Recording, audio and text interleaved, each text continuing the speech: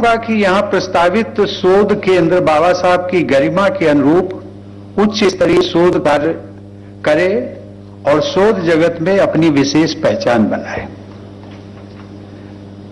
ये भी संयोग है कि जिस केंद्रीय विश्वविद्यालय का राष्ट्रपति होने के नाते मैं मिनिस्टर हूं, वो केंद्रीय विश्वविद्यालय बाबा साहब के नाम का डॉक्टर अंबेडकर सेंट्रल यूनिवर्सिटी, वो भी लखनऊ में स्थित है। मुझे लगता है कि आपका स्मारक और सांस्कृतिक केंद्र और बाबा साहब के जो नाम पर सेंट्रल यूनिवर्सिटी है, इन दोनों के तालमेल से बाबा साहब के जो विचारों का प्रवाह है वो और भी आगे बढ़ेगा, ऐसी मेरी मान्यता है। बाबा साहब डॉक्टर अंबेडकर के बहुआयामी व्यक्तित्व और राष्ट्र निर्माण में उनके बहुमूल्य योगदान से उनकी असाधारण क्षमता व योग्यता का परिचय मिलता है। हम सब जानते हैं कि वे एक शिक्षाविद, अर्थशास्त्री, विधिवेत्ता, राजनेता, पत्रकार, समाजशास्त्री व समाज सुधारक तो थे ही, उन्होंने संस्कृति, धर्म और अध्यात्म के क्षेत्रों में भी अपना अमूल्य योगदान दिया था। भारतीय संविधान के शिल्पकार होने के अलावा हमारे banking, irrigation, electricity system, labour management system, revenue sharing system, शिक्षा व्यवस्था आदि सभी क्षेत्रों पर डॉक्टर अंबेडकर के योगदान की छाप है। बाबा साहब के विजन में 4 बातें हमेशा महत्वपूर्ण रही हैं। ये 4 बातें हैं: नैतिकता, समता, आत्मसम्मान और भारतीयता। इन चारों आदर्शों तथा जीवन मूल्यों की झलक बाबा साहब के चिंतन एवं कार्यों में दिखाई देती है। बाबा साहब की सांस्कृतिक सोच मूलतः समता और समरसता पर आधारित थी।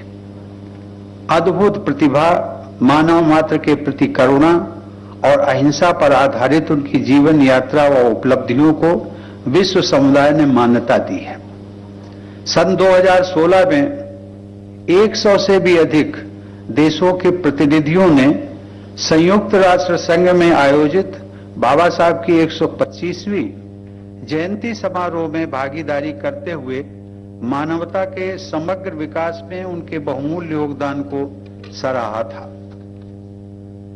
देवी और सज्जनों, भगवान बुद्ध के विचारों का भारत की धरती पर इतना गहरा प्रभाव है।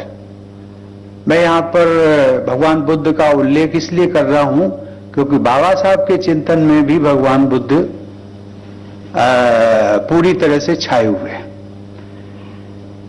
इतना गहरा प्रभाव है कि भारतीय संस्कृति के महत्व को न समझने वाले साम्राज्यवादी लोगों को भी महात्मा बुद्ध से जुड़े सांस्कृतिक आयामों को अपनाना पड़ा।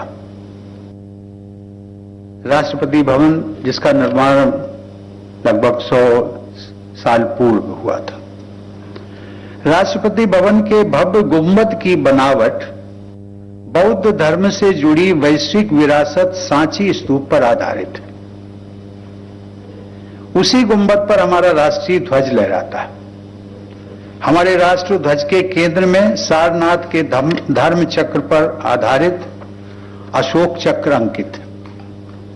राष्ट्रपति भवन, संसद भवन तथा राजधानी नई दिल्ली के अनेक महत्वपूर्ण स्थलों पर भगवान बुद्ध से जुड़े प्राचीन भारतीय प्रतीक व स्थापत्य के उदाहरण मौजूद हैं। शायद आप सबको मालूम हो कि हमारे देश के जनप्रतिनिधियों की सबसे बड़ी सभा, जिसे हम लोकसभा कहते हैं,